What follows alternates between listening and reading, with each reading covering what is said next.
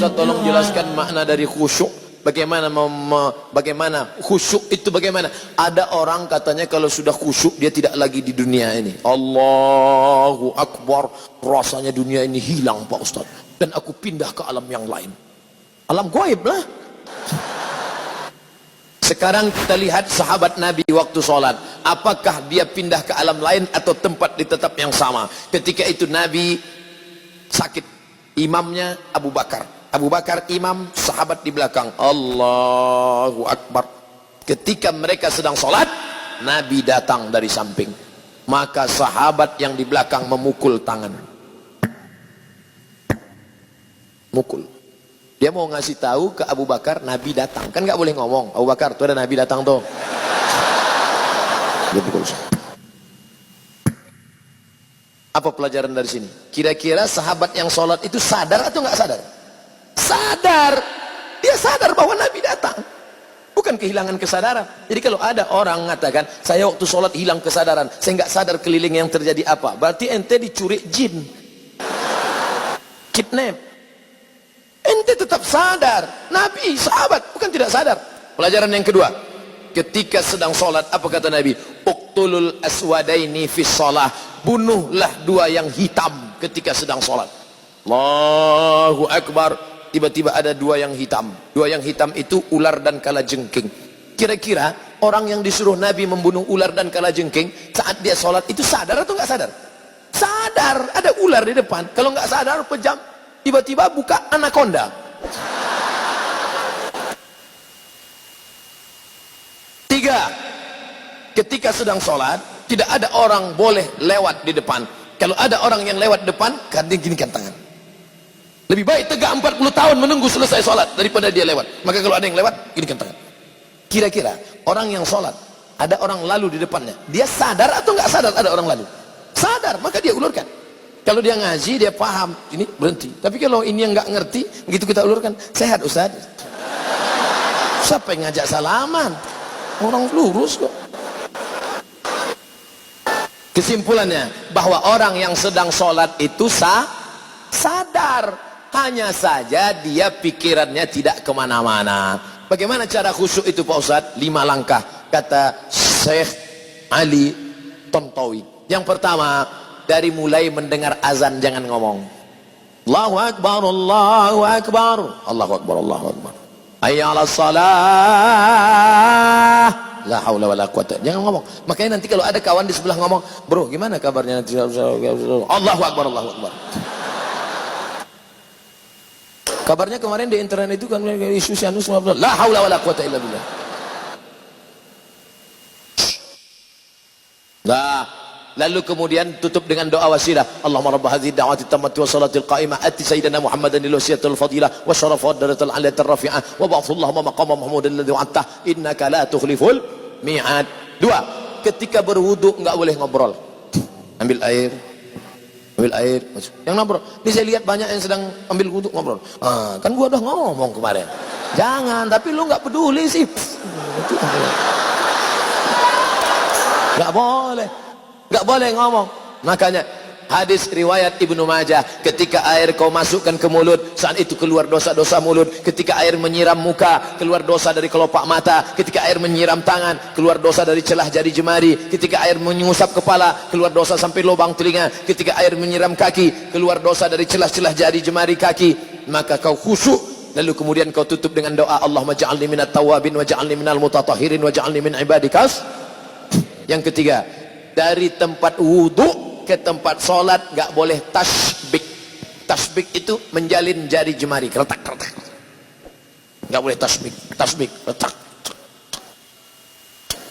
Tangan dia udah nggak bunyi, tangan kawan dibunyi kayaknya.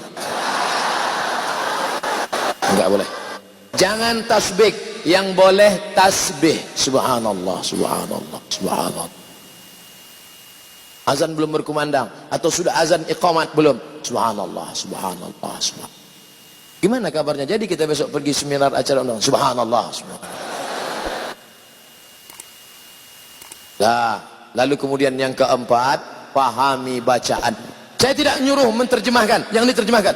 Inna solati my praying, wa mahyaya my life, wa mamati my die. lillahi ta'ala, for you, oh my God. Bukan diterjemahkan. Bukan diterjemahkan. Jangan nanti ada yang menerjemahkan. Bismillahirrahmanirrahim. In the name of Allah, most gracious, most merciful. Tidak perlu kau terjemahkan. Yang penting kau paham saja, connect maknanya. Sama seperti ngomong bahasa Jawa. Saya bukan orang Jawa, saya orang Melayu dari Sumatera. Tapi ketika saya bahasa Jawa, saya tidak perlu terjemahkan. Pripun kapari Pak Apis uang perang-perang dino ora teko kene. Enggak perlu diterjemahkan. Ngapain diterjemahkan? Yang penting paham. Jangan terjemahkan. Allahu akbar kabira walhamdulillahi katsira wa subhanallahi bukratan wa asila wajjahtu wajhiya lilladzi fatara as-samawati wal arda hanifan musliman wa ma ana minal musyrikin inna salati. Mata melihat tempat sujud.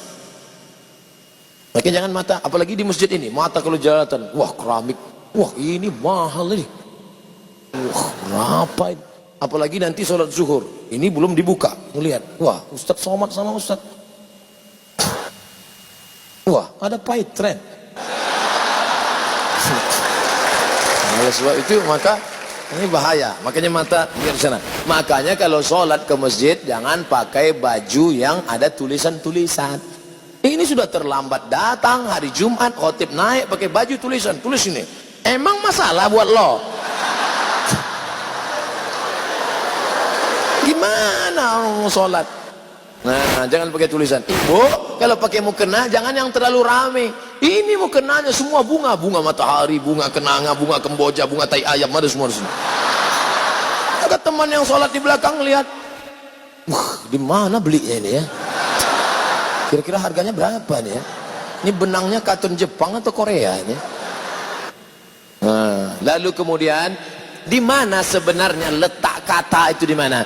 Innal kalama la fil fuadi wa innama ju'ilal lisanu 'alal fuadi dalila. Letak kata-kata itu di dalam hati, tak berbunyi, tak bersuara, tak berhuruf, tak bertinta, tapi kemudian diciptakan lidah untuk mewakili. Konekkan antara lidahmu dengan hatimu. Allah. Makanya dalam mazhab Syafi'i, mulut menyebut Allah, hati mengisi qasad ta'arad ta'yin. Salatnya salat apa? Salat zuhur. Berapa rakaat? 4 rakaat. Jadi imam apa jadi makmum? Jadi makmum. Ada apa qada? Ada. Allahu akbar. Mulutnya menyebut Allahu akbar, tapi hatinya menyatakan ini salat zuhur 4 rakaat, jadi makmum adaan lillahi ta'ala. Allahu akbar. Mulut menyebut bismillah, hati juga konek. Bismillahirrahmanirrahim. Alhamdulillahirabbil alamin. Ar-Rahmanir-Rahim. Makanya Nabi kalau sholat itu mulutnya bergerak. Ya Khabbab, Khabbab. Nabi kalau sholat mulutnya bergerak atau diam saja? Kata Khabbab, Nabi waktu sholat mulutnya bergerak. Dari mana kamu tahu Nabi mulutnya bergerak? Bittirabi lihyatih. Saya lihat jenggotnya bergerak, bergoyang. Ini sekarang ada orang yang sholat mulutnya diam aja.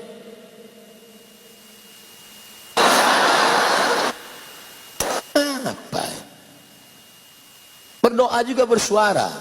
Ud'u rabbakum, bersuara, lirih, mulut bergerak. Ya Allah, tolong aku ya Allah, tolong anak-anakku ya Allah. Ini ada orang berdoa mulutnya diam ya. Rasanya tak perlu kusebutkan satu persatu, karena aku yakin kau tahu yang ku mau. Ustaz tolong jelaskan makna. Sudah. Apa hukum musik? Buka, pertama syaratnya beli 4 GB. Setelah itu tulis di www.youtube.com. Kau mau tanya tentang apa? Kredit, Somad kredit. Tanya tentang apa? Tentang musik, Somad musik. Tanya tentang apa? Politik, Somad politik.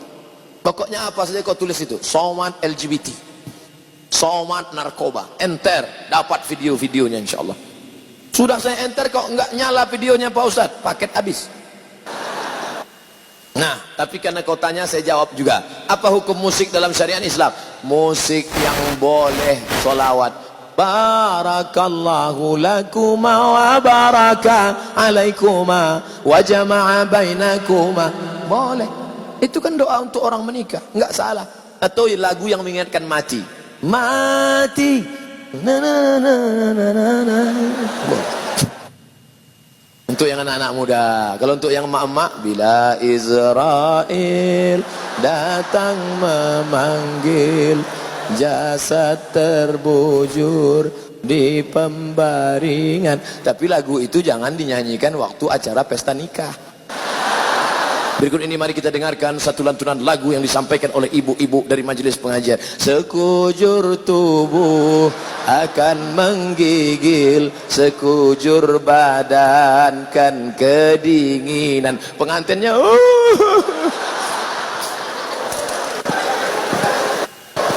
Nah, lagunya mengingatkan pada Nabi. Apa salahnya?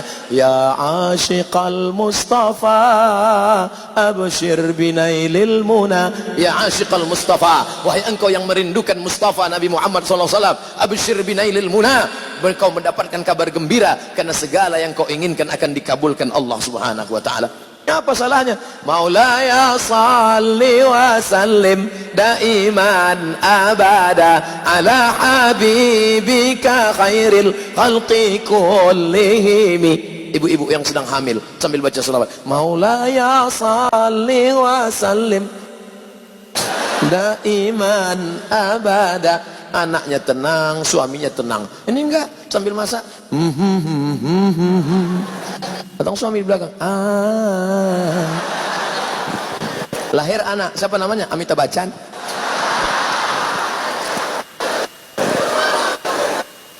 Kalau puasa sunnah kan boleh dua niat. Kalau sholat sunnah apakah boleh juga Ustadz dua niat? Niatnya satu saja. Bapak niat sholat sunat qabliyah, kebetulan tertulis di dinding 2 menit, 2 menit, 2 menit, 2 menit, 2 menit, 2 menit lagi iqamat. Kalau tahiyatul masjid nggak dapat qabliyah, tapi kalau qabliyah otomatis dapat tahiyatul masjid. 2 menit, 2 menit, 2 menit, sholat qabliyah. Selesai qabliyah, loh kok nggak iqamat? Tanya pengurus, Pak pengurus, kok nggak iqamat? Jamnya rusak Pak.